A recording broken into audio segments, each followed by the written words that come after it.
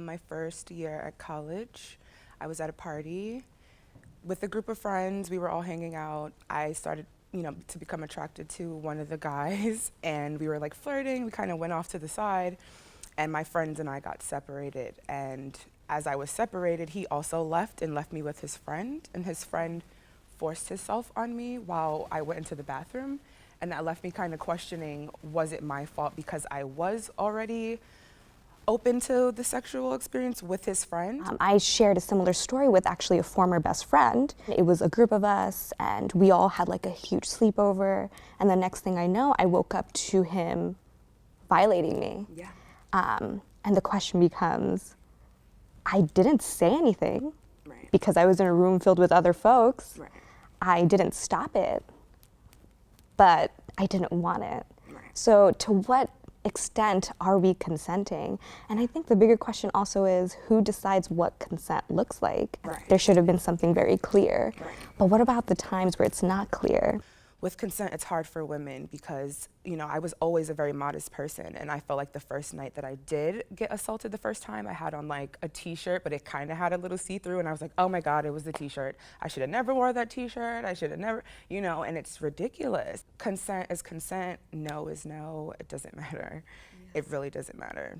Even from little girls, we're taught, don't go outside too late, don't wear your skirt too short, or don't do this, don't do that. Why is it that we're automatically kind of taught like you're unsafe if you're by yourself as a woman, but as a male, they don't really have to have that? The idea is same or similar with regards to don't be alone. And for me, I also have the factor of being Muslim. Right. So with that comes all these religious practices about, don't mix with with the opposite gender. And when it came to the conversation about consent, that was never taught. Right. It was more so of this silent understanding of don't interact and engage with the opposite sex.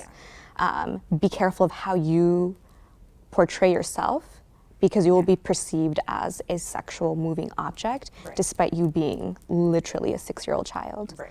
Victim blaming happens, they don't believe you, they re-victimize you. And one thing you had mentioned too is, at the end of the day, you walked away feeling not good about what had happened. Yeah. Even if we can't articulate it and put words to a situation, our gut just tells us and it reflects, okay, something was up. There's one thing if a guy, he finds you attractive, you find him attractive, you're hanging out at night, Netflix and chill. Oh, I invited him, she invited me to her house, so that means she wants to have sex. Or, oh, she invited me to lay down in her bed, that means that she wants to have sex. And I feel like there should never be a time where on either party, you should feel like you are definitely in any moment like supposed to have sex at any moment. There should be no time.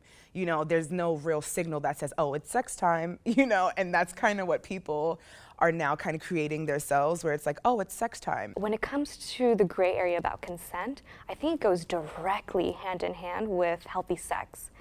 We don't talk about healthy sex. Scratch that. We don't talk about sex. Yeah. Right? What is sex?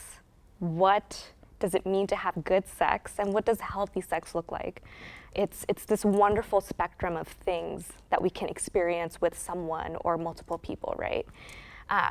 But we don't do that. We don't have those conversations.